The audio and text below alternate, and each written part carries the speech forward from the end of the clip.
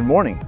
Once again, we're here looking at Pyrocap B136 as a material to put out fire in place of foam. What we'll be doing in this demonstration is using a Class B material, namely burnt motor oil, used motor oil. And what we'll be doing is going through the process of showing you how Pyrocap works and also the chemistry behind it. We'll also talk a little bit about the differences between Pyrocap and what you might know as foam.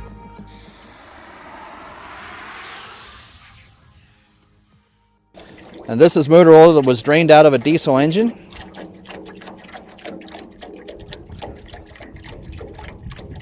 And we'll add between 2 and 3 gallons, enough to really get it going right. Now, because motor oil in and of itself is a difficult material to get started, we'll add a little bit of diesel fuel and just a little spray of gasoline. Now we'll take our torch and fire it up. We'll allow this to get started and get burning rather well. When it's at its peak, these fires tend to burn between 800 and 1,000 degrees.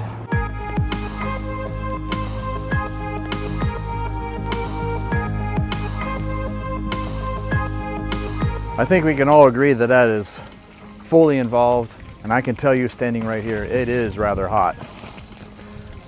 So what we'll do is we'll take the same water can that we generally use for a lot of our fires, and we'll attack this.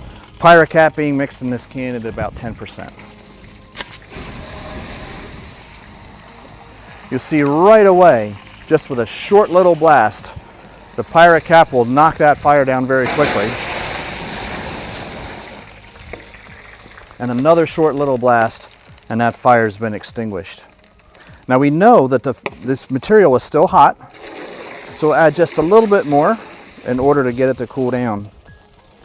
Now here's what's really amazing. You see, we could walk right up to this and put our hands in it, and it's not that hot. It's fairly warm, but it's not hot. But you can also see the side of the pan is still very hot. If you've been around motor oil or been around some kind of oil, you know that once you get it on your hands like this, it's hard to get it off. But because Pyrocap breaks down fuels and breaks down hydrocarbons, it'll also break down this oil as it's on my hands. You can also see that the Pyrocap is not hurting my hands at all. It's not drying it won't be drying my skin out. It's not an acid that will burn my skin at all. It's very safe to use for all sorts of different things like this. Now back to the pan. We have 2 questions that we get asked a lot when we do this demonstration. And one, we'll make sure we'll point these questions out. First of all, will anything in this pan burn again? Now if we think back to foam and how foam works, if the foam for some reason is broken, the foam blanket is broken, anywhere it is broken, fire can easily rekindle because the fuel is still there and the fuel is still hot. All it would need is oxygen. So what we'll do, add a little bit of gasoline.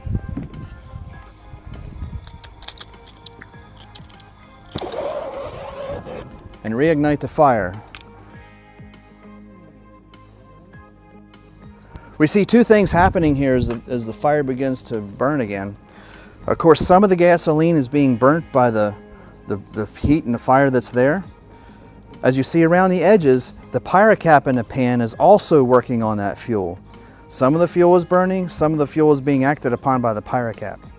It's important to point out, nothing in this pan will ever burn again. Anything we add might, but only to a certain extent. So now the next question we get asked, in the final part of this, we are asked, what happens if we break the foam blanket and somebody walks through the foam blanket?